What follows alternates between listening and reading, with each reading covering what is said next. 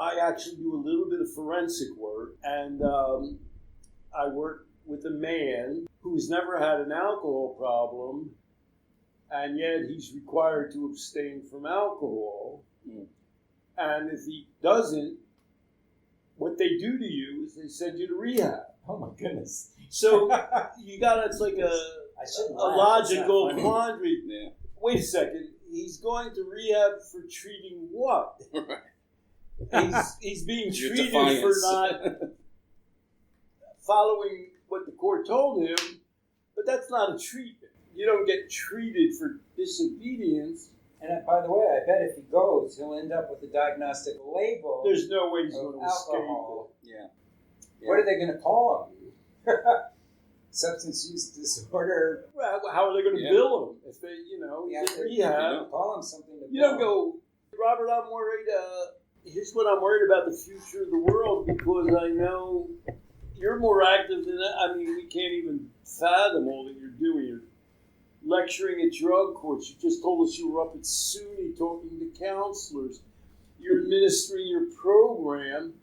You've mentioned that you don't have a successor in your organization, but that you want to relax a little bit more now. But we need you to do more than ever. So, unfortunately, we're going to implant some kind of chip and make you keep doing this work for the next 30 years. Stanton's the wise guy here, because before we started taping, he had Zach and me doing stuff. Yeah, no, that's not funny. So here's what you guys are going to do for me. Well, I was talking to a really smart psychiatrist yesterday. Her name is Sandy Steingard. We were talking about a philosophical concept of essentialism. You say something is water, and at the atomic level, water is all the same. So we have this sort of taxonomy problem where we say, here's this overarching thing that we all recognize, and it's all the same thing. But we're pretty good, for the most part, about recognizing that we do that. We know we categorize things because we have to, but we can separate them when we really need to think it through. So we try to create systems that correct for those biases. Somehow we're not doing that in the mental health world. Somehow we are locked in thinking a diagnosis is a diagnosis in some sort of essential way, some way that makes that person. Well, that's what you're saying about addiction's not a personality trait. Someone wasn't born an addict, and so we can call them an addict, and we all sort of know what that means, and that's what we will forever be.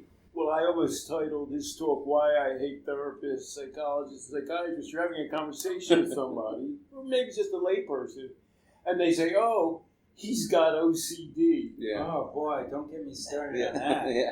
I don't know, Stan, if you had this experience, but in the 70s, when I was in graduate school, psychologists started using diagnostic labels because that's the only way you could get paid. Mm. And I remember sitting around with fellow graduate students saying, we'll never think about people in those ways, as if it's all inside of them. We understand there's so much more complexity to human behavior.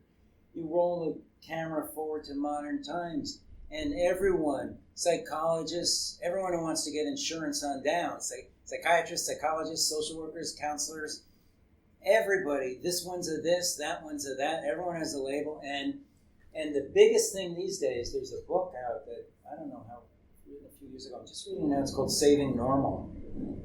It's about the inflation of diagnostic labels, because Big Pharma wants everyone to be called, they want you to go to your doctor and ask for medication for depression. They're selling the medication, and in order to get a medication, you got to have a diagnostic. So there's been this enormous inflation of, everyone who's feeling bad is potentially depressed. Right. And that's your label. That's who you are because you're feeling bad. We have in that article today, in Filter, which comes from my book, the CDC, which is not a radical communist organization, said the majority of people who commit suicide do not have a diagnosable condition.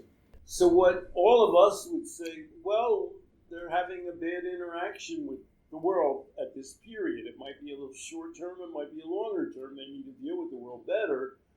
But even the CDC, which is staffed by, in many cases, epidemiologists, says they're not diagnosable with one condition or another.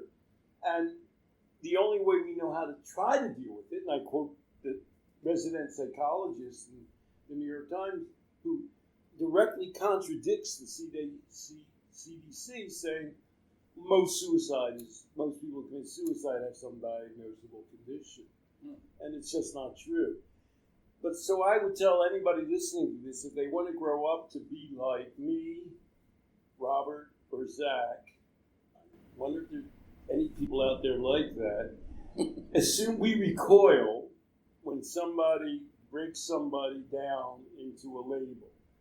We avoid talking that way ourselves, and we don't like being with people. I know Zach is often in conferences around children where people present some kind of a diagnosis, and Zach and Robert and my response is always, I think, the same. What's exactly going on?